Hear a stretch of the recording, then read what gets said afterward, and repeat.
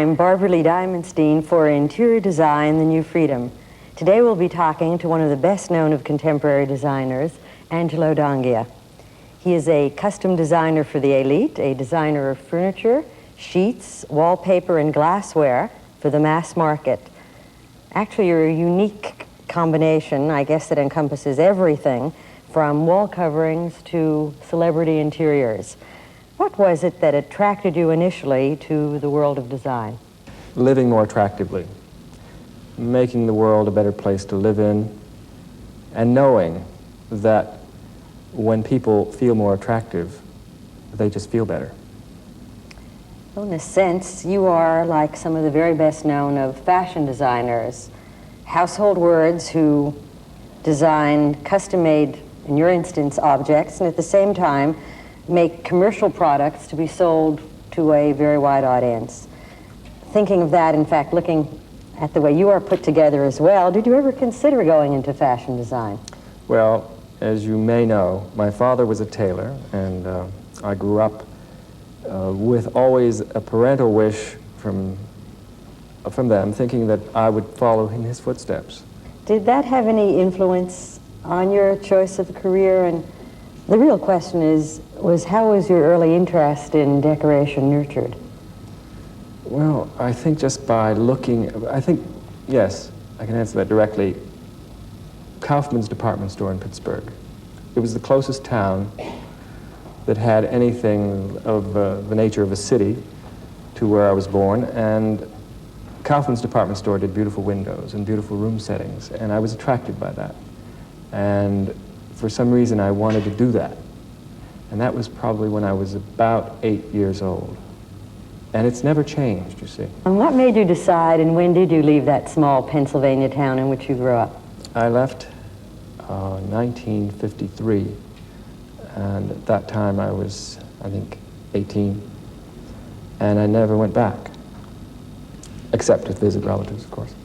You left to come to school, and soon after school, as I recall, you started your interior design career, and that's, I guess, more than 20 years ago now, as one of Yale Burges' assistants. How did you get that job, and what did you do there? I made a phone call to Yale Burge, to Billy Baldwin, and to Michael Greer. And in that order. And I called Yale first, he wasn't in, and his assistant was in, and I was interviewed. And I never forget, because I was dressed up in a Brooks Brothers suit, and I had my button-down shirt, my rep tie, and I looked very appropriate, and thought somewhat like a banker or a college student. And I walked in, and they said, "Terrific." He said, "You'll come back and see Mr. Burge in about a month. He's in Mexico." And so I got back exactly when they said to be there, on the 2nd, and Mr. Burge said, "How do you do, young man? What would you like to do?" And I said, "I would love to work." And he said, "How much do you want to make?" And I said, "Well, I'd like $100 a week." He said, "You'll take 75. I said, "I sure will." How important is formal training to the career of an interior designer? We're speaking of a very sensitive subject, and that's creativity. I feel anyone in this space today is capable of doing what I do. You're capable of doing what I do. Some of us are born with less fences in the way of our abilities. And some of us are born with a lot of fences in the way of our abilities. And sometimes a school helps break down those fences. I interview many people, and I have now over 75 people working for me. And in the design division, as I interview people, they always run to me with their portfolio and tell me where they've been trained. I barely read the resume. I'm not interested. Most important thing to me is exactly what do you love? I want to know what they like. What impact and influence did working at Burge have on your own style and the way your own career evolved? He had a great effect on me. First, he was like a second father. He was a great businessman. My father was a great businessman. Burge was an enormous, he had incredible integrity and was very kind to people. He was very kind to me. And I learned a lot from him. I didn't necessarily align my point of view with his. We were kind of separate.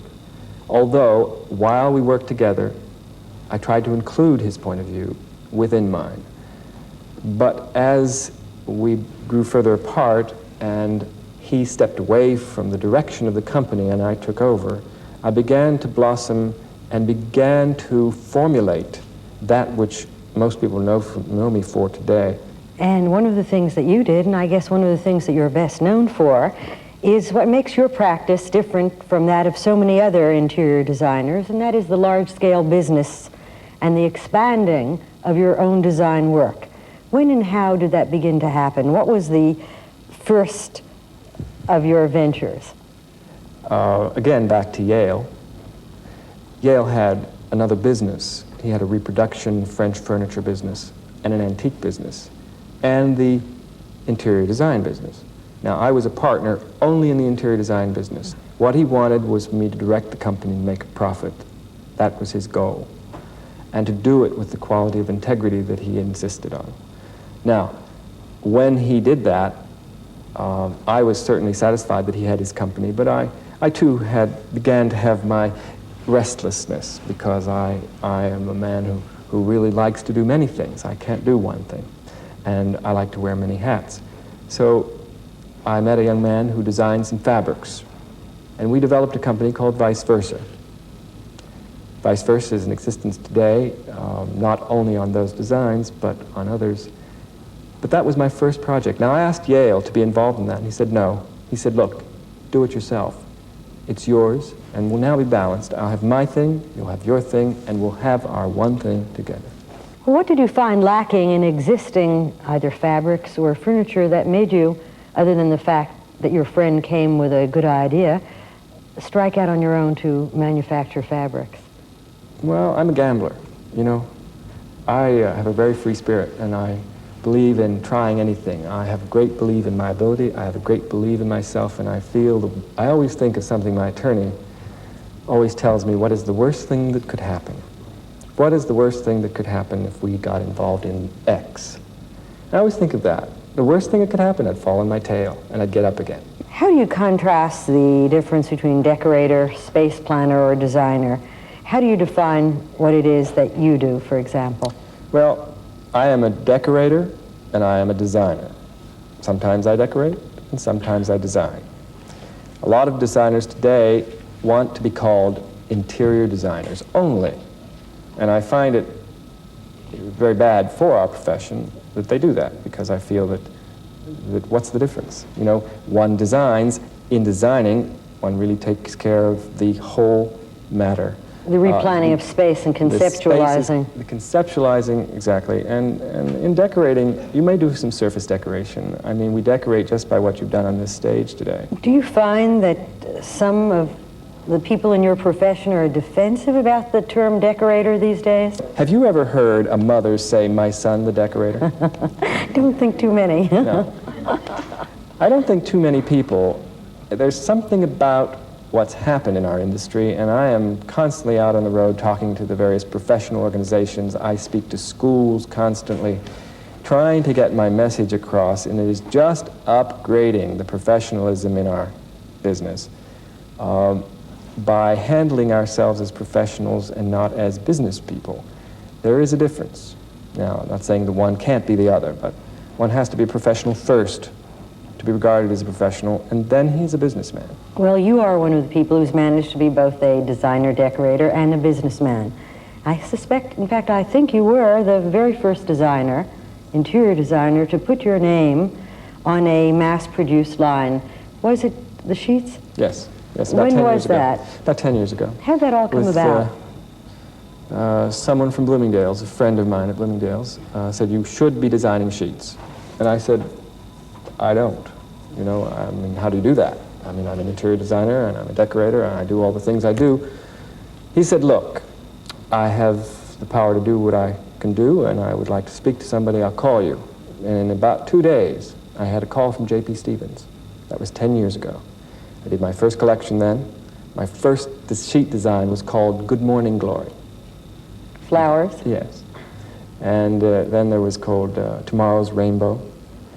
And then I did my most famous sheet, which was called Window Pane. And what have you learned from the J.P. Stevens operation that you applied to your own design business? Learning that you need organization at all times in order to get your product out. That you must have the perfect management set up in order to produce properly and in order to complete your commitments. Well, you have designed a great number of things, and as I mentioned earlier, they are sheets and towels, yes, and tablecloths and designer rugs and wallpaper, and of course beautiful chairs like the ones we're sitting on, like and the this? ones that are on the other part of this stage with us. These beautiful glasses, the two drinking glasses, china, giftware. Among all of those things, what do you consider to be your most important product? Furniture. Furniture is my first love, and I'll tell you, probably the reason for that, it might be that little hidden command way in the background of being a tailor, because it's the closest thing in the interior design business that comes to tailoring. You see, this chair has certainly tailoring, and it has seaming. I wonder if you could point to any one or two or several things that you might describe as a key to the whole thing. Was there a critical period for you when it all came together? I think the turning point in my whole career was when I was asked to do the Metropolitan Opera Club. Billy Baldwin called me and said, you know, would you be interested in doing that room?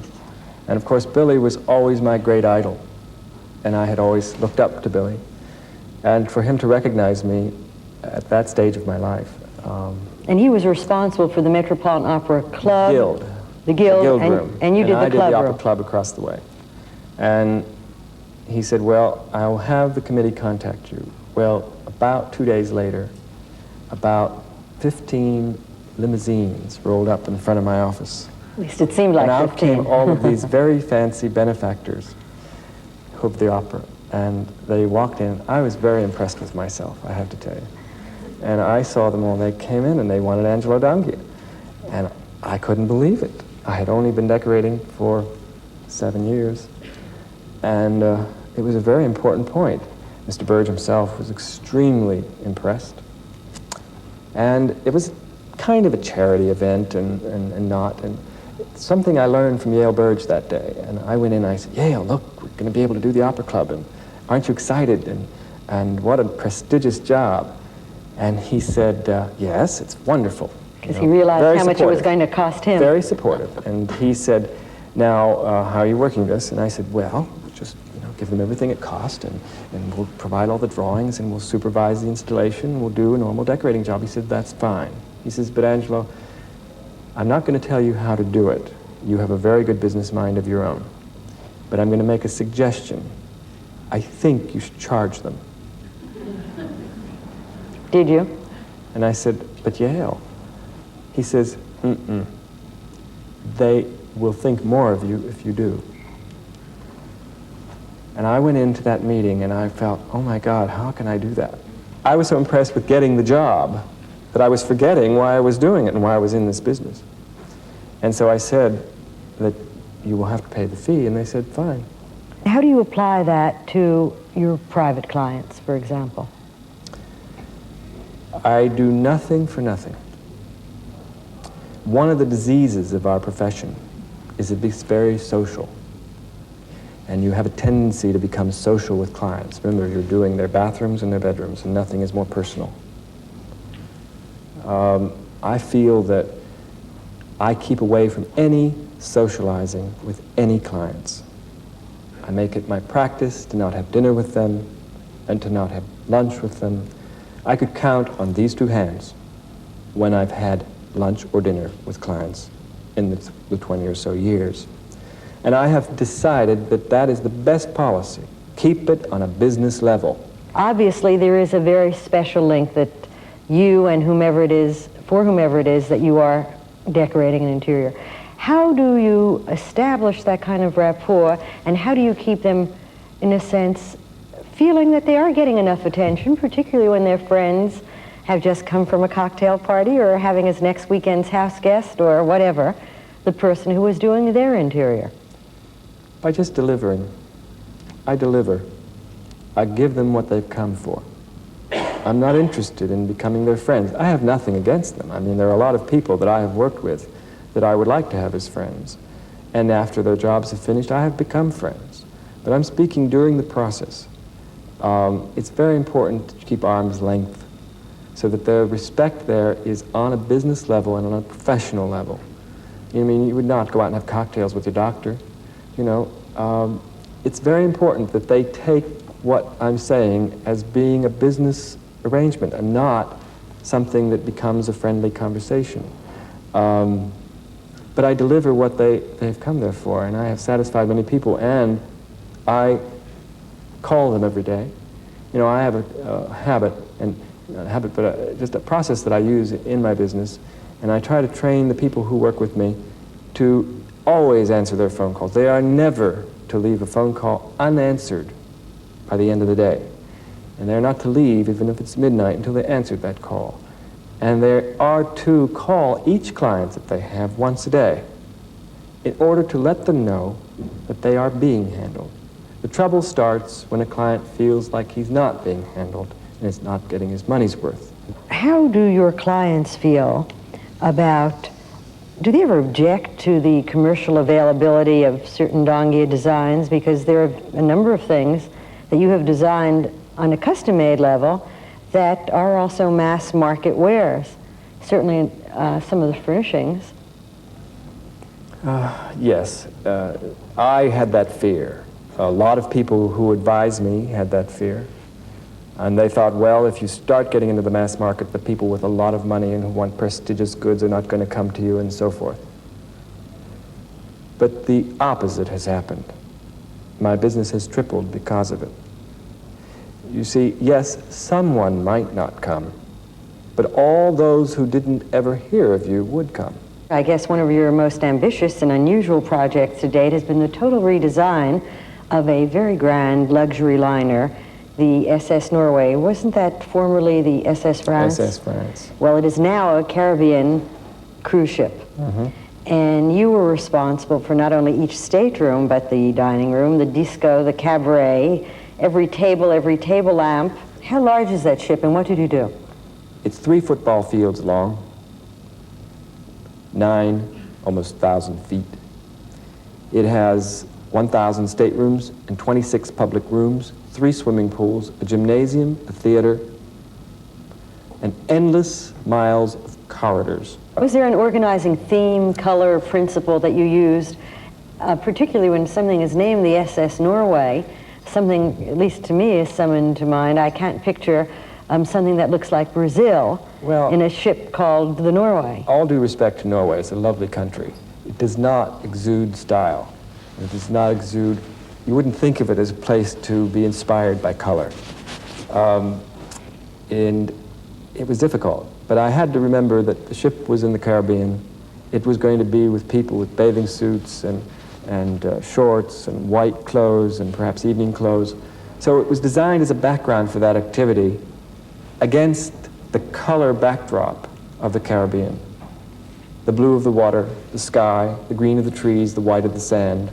What are the colors that you used? Very soft pastels, dusty pastels like salmons and turquoise were the basis. And these were colors that seemed to be very appropriate for that background, and specially constructed fabrics for the ship called chenille, a cotton chenille instead of wool. You know, most contract fabrics and public chair fabrics are done in wool. And I couldn't imagine sitting in a very thin, a woman sitting in a thin dress or a man sitting in shorts on woolen fabrics. So we developed a special chenille weave that was appropriate and fit all standards, and it was really quite an exciting thing to do. Well, you can imagine people sitting on wool, or at least surrounded by it, in lots of the other interiors that you do. I think it would be fair to say that one of your trademarks is the men's suiting fabric, the gray flannel, that covers walls in many of the interiors that you do. In fact, it lines your very own office. By now, I think we can suspect how that use originated.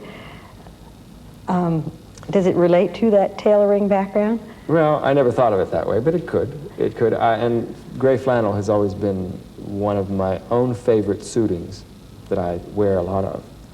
And about 10 years ago, I was in a gray flannel suit, and we were redoing the offices, and I said, golly, I just can't think of what we have to do to these walls. I don't want them white. I don't want them beige. I don't want to cover them in sailcloth.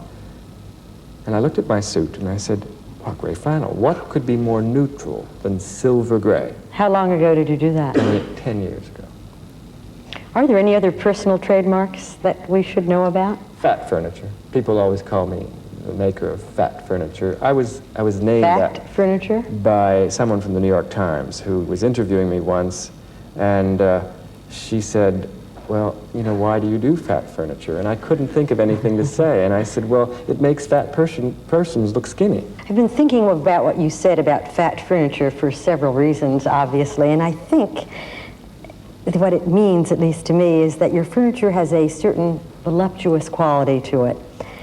It's kind of soft and warm, and sometimes I think it has a kind of billowy modernism without any of the hard edges. Is that a fair way to describe it?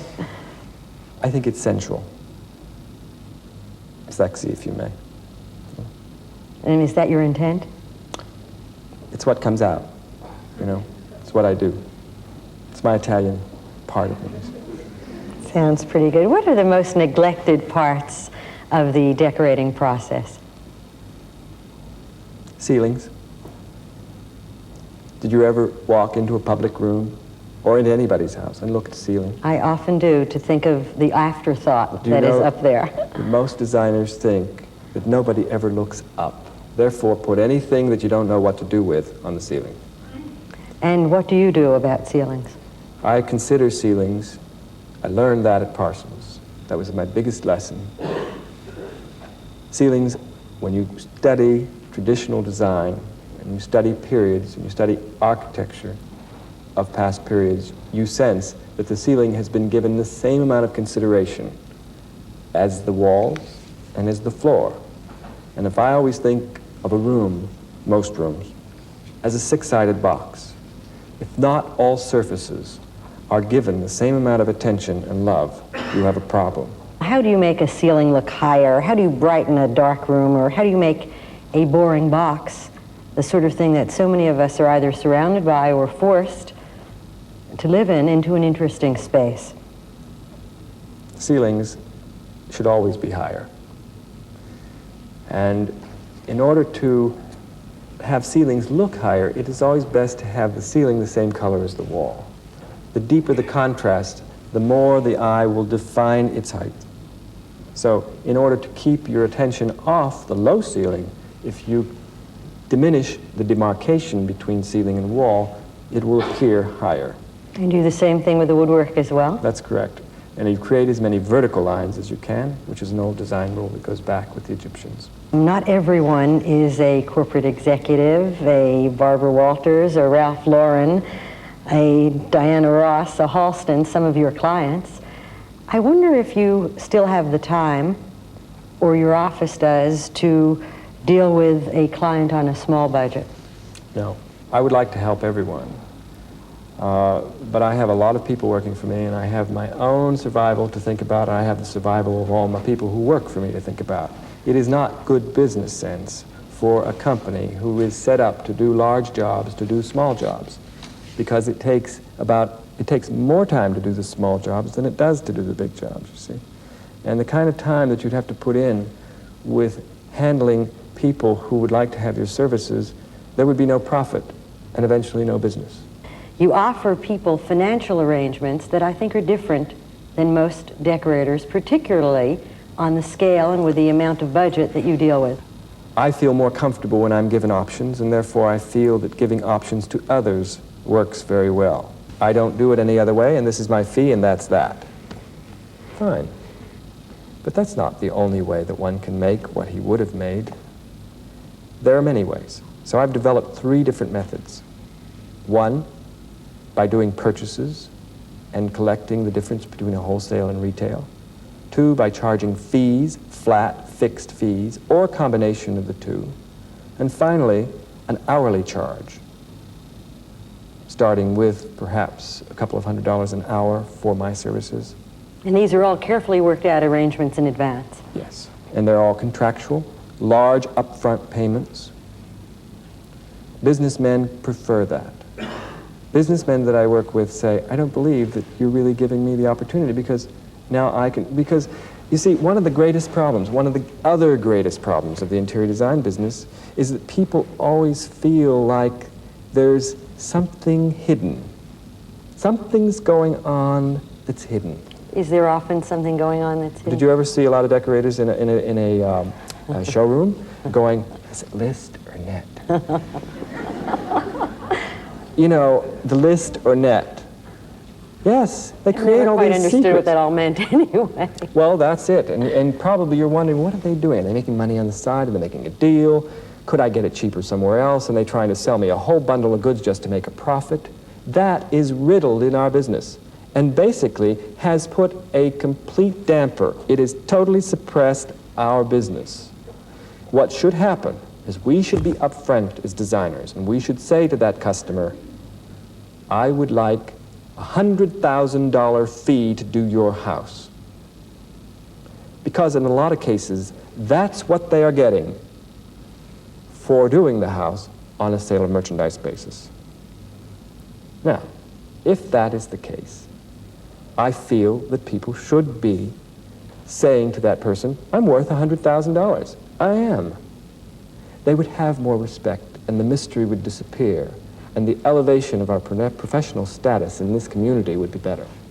Well, thank you, Angelo Donghia, for doing a great deal toward that end, for telling us about the art of your business, and for sharing your life and your work with us in such a generous way. I'm Barbara Lee Diamondstein for Interior Design, The New Freedom. Thank you. Thank you very much. Really.